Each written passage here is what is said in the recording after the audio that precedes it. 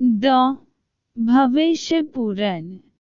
भविष्य पुराण यह पुराण विषय वस्तु एवं वर्णन शैली की दृष्टि से अत्यंत उच्च कोटि का है।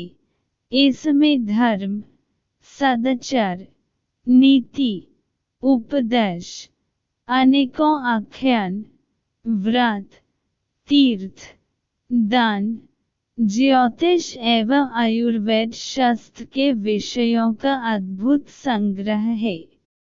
वेतल विक्रम संवत के रूप में कथा प्रबंध इसमें अत्यंत रमणीय है। इसके अतिरिक्त इसमें नित्य कर्म, संस्कार, सामुद्रिक लक्षण, शांति तथा पौष्टिक कर्म आराधना और अनेक व्रतों का भी विस्तृत वर्णन है। एक भविष्य पुराण में भविष्य में होने वाली घटनाओं का वर्णन है।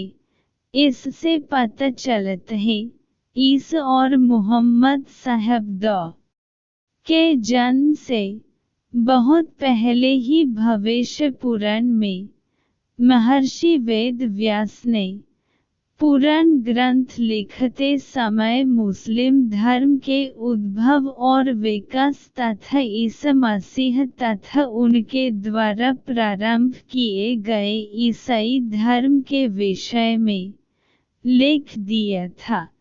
3.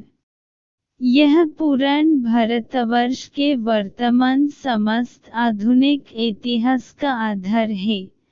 इसके प्रतिसर्ग पर्व के तृतीय तथा चतुर्थ खंड में इतिहास की महत्वपूर्ण सामग्री विद्यमान है। इतिहास लेखकों ने प्रायः इसी का आधार लिया है।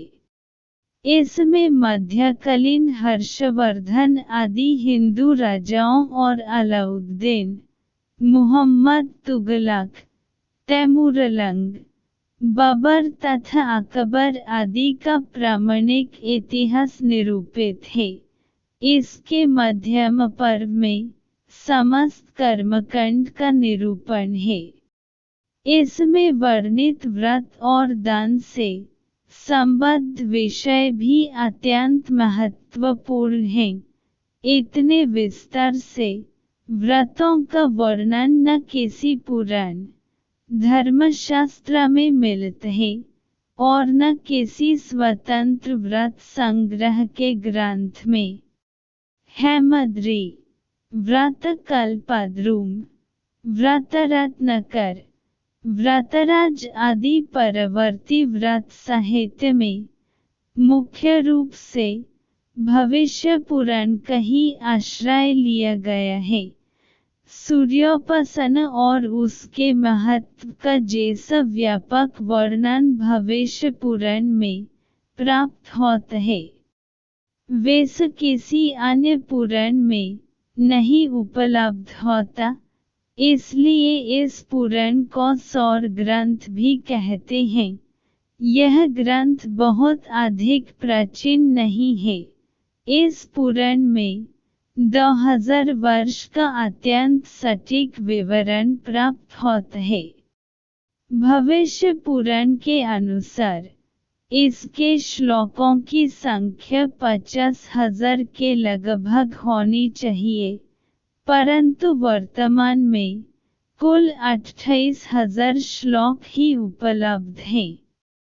इस पुराण को 4 खंडों में विभाजित किया गया है: ब्रह्म पर्व, मध्यम पर्व, प्रतिसर्ग पर्व और उत्तर पर्व। भविष्य पुराण की विषय वस्तु में सूर्य की महिमा, उनके परम तेजस्वी स्वरूप, उनके परिवार, उनकी उपासना पद्धति, विविध व्रत उपवास, उनको करने की विधि, सामुद्रिक शास्त्र, स्त्री पुरुष के शारीरिक लक्षण, रत्नों एवं मणियों की परीक्षा का विधान, विभिन्न प्रकार के स्तोत्र, अनेक प्रकार की औषधियों का वर्णन, वर्ग विद्या का विशद ज्ञान, विविध राजवंशों का उल्लेख, विविध भारतीय संस्कार, तत्कालीन सामाजिक व्यवस्था, शिक्षा प्रणाली तथा वास्तुशिल्प आदि शामिल हैं, जिन पर विस्तार से प्रकाश डाला गया है।